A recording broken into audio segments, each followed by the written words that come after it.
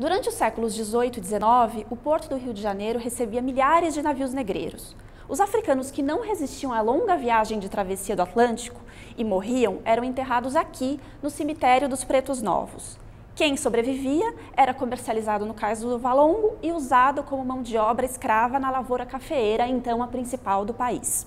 Aloísio Clemente Breves é descendente de Joaquim Breves, um dos principais barões do café no século XIX, e se dedica a resgatar essa história. Qual foi a importância dos Breves no ciclo econômico do café?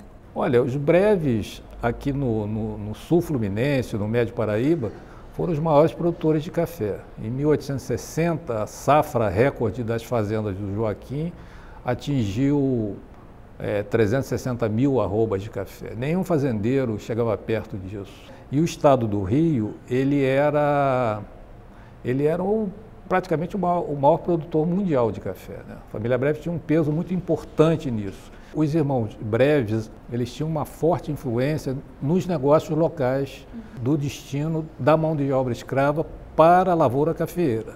Apesar de possuírem navios próprios, terras como a Ilha da Marambaia, que facilitava essa importação de mão de obra. É possível que alguns dos fragmentos de ossadas encontradas aqui tenham sido fruto de importação de mão de obra escrava efetuado pelos irmãos Breves ou por seus parceiros, comissários nessa atividade. O Vale do Paraíba, a partir de São João Marcos e Piraí, começa a ser desmatado e coberto de ondas e ondas de café, né? A lucratividade era alta por conta disso e todos queriam plantar café. O café descia a serra por uma estrada bastante irregular, né? E por ali a estrada fervilhava de tropas de mula, de carroções carregados de café. Dali eram embarcados até o Porto do Rio, ou então seguiam para o Porto de Santos, para a exportação. Como o Vale do Paraíba se desenvolveu com a lavoura cafeeira?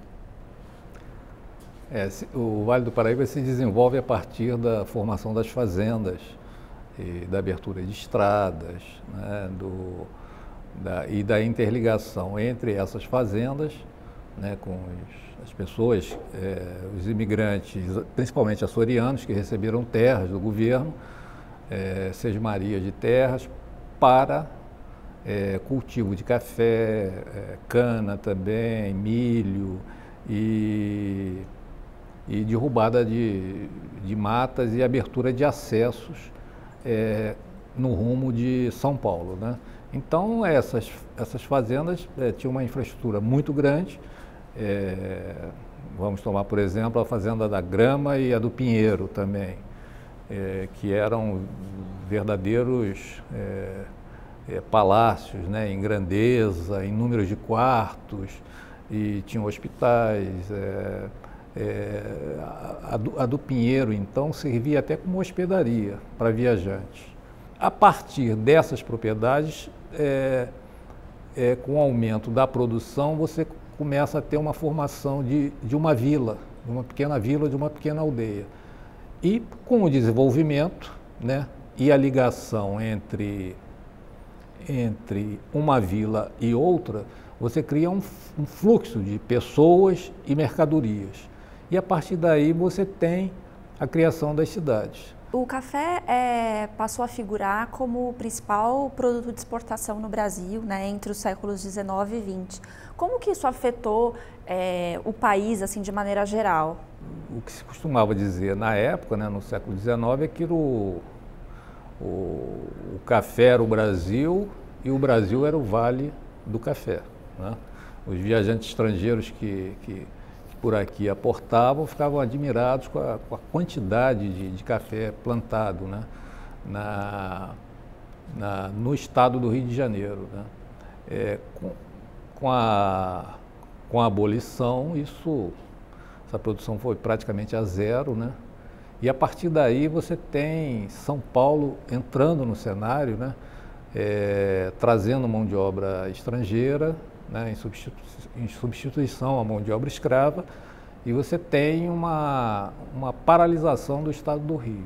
O Estado do Rio não se preparou para essa medida, para a medida abolicionista, né? São Paulo estava mais preparado e a terra paulista também muito boa, muito fértil para a produção de café. Há um processo de revisão histórica que atribui aos negros um papel, enfim, mais protagonista. Por que isso tem acontecido e qual que é essa contribuição?